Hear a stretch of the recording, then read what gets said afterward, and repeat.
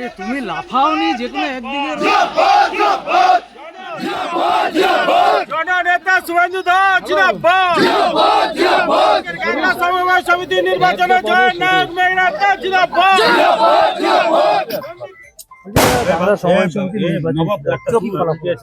দেখুন, গাংড়া সমবায় কৃষি উন্নয়ন সমিতি লিমিটেডের পরিচালক মন্ডলী আজকের ভোট ছিল, 9টি সিটে ভোট ছিল।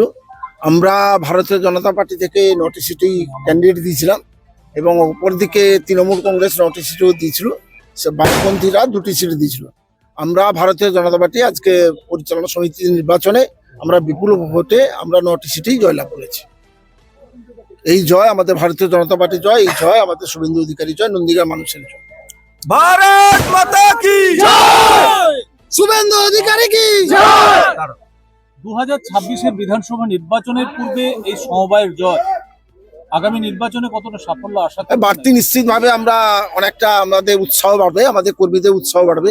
এই জয় আমাদের নিশ্চিত ছিল, তথাপি এছাড়াও আমাদের কর্মীদের মধ্যে উৎসাহ উদ্দীপনা আরো অনেকটা বেড়ে গেল। আপনার নাম এবং মেঘনাথ পাল, তমলুক সাংগঠনিক জেলা ভারতীয় জনতা পার্টির সাধারণ সম্পাদক।